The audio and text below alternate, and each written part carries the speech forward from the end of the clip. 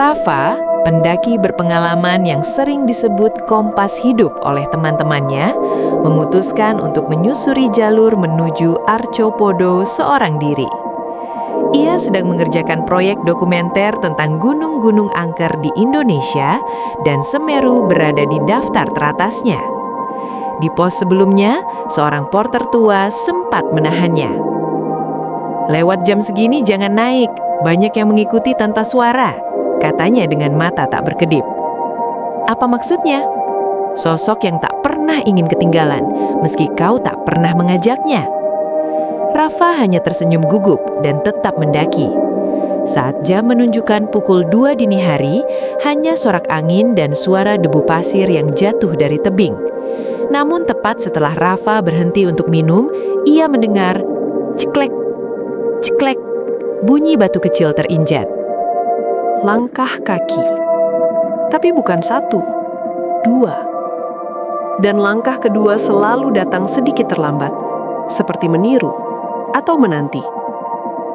Rafa menoleh cepat, jalur kosong, tidak ada headlamp lain. Ia mempercepat langkah, namun langkah kambahan itu tetap mengikutinya.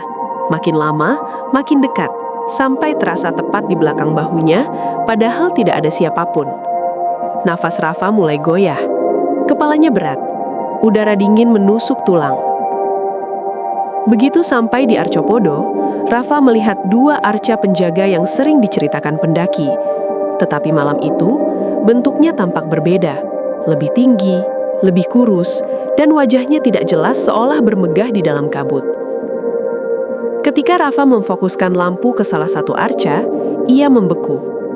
Patung itu menghadap ke arah jalur, padahal menurut catatan sejarah, arca-arca tersebut menghadap ke atas, ke arah puncak Mahameru. Sesuatu bergerak di belakang patung itu, seperti kepala yang perlahan memutar. Rafa mundur 3 langkah, namun tanah di belakangnya ambles, membuatnya jatuh terduduk. Saat ia mendongak, ia melihatnya. Sosok hitam kurus dengan tangan panjang, berdiri. Sosok hitam kurus dengan tangan panjang, berdiri di belakang arca. Tidak memiliki wajah, hanya cekungan gelap seperti rongga tak berujung. Sosok itu bergerak patah-patah, seolah tulangnya tidak menyatu.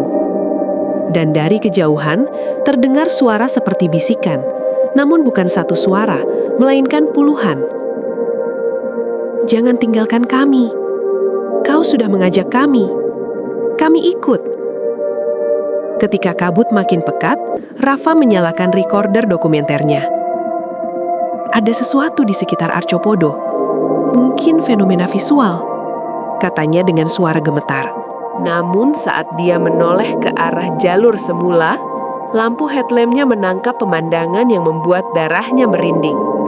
Jalur pendakian hilang, digantikan hutan gelap yang tidak pernah ada. Di tengah keputusasaan, Rafa teringat pesan porter tadi. Banyak yang mengikuti tanpa suara.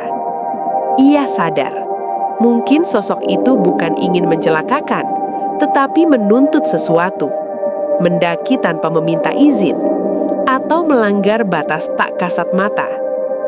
Rafa menundukkan kepala, menutup mata, dan dengan suara bergetar, ia berkata, "Aku minta izin lewat. Aku minta maaf. Tunjukkan jalanku turun." Angin berhenti, benar-benar berhenti. Ketika Rafa membuka mata, sosok hitam itu sudah berdiri hanya 1 meter di depannya. Lengan panjangnya mengarah pada sesuatu di sisi kanan. Jalur pendakian muncul kembali. Sosok itu memiringkan kepala, lalu perlahan memudar seperti asap yang tertiup. Patung-patung Arcopodo tampak kembali normal, menghadap ke puncak. Rafa turun dengan langkah cepat namun terkontrol.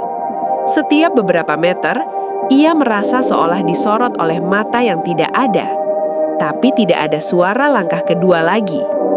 Di pos tempat porter tua tadi menegurnya, pria itu hanya mengangguk saat melihat Rafa kembali dengan wajah pucat. "Kau selamat," katanya pelan. "Apa tadi itu?" "Penjaga jalur, mereka tak suka dilupakan." Rafa tidak menjawab. Ia hanya menyalakan recorder dan menambahkan kalimat terakhir. Kasusnya selesai.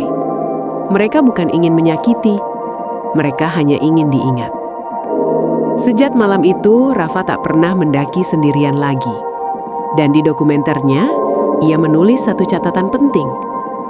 Jika suatu malam di Semeru kau mendengar langkah di belakangmu, jangan lari. Kadang yang mengikuti hanya ingin memastikan kau pulang.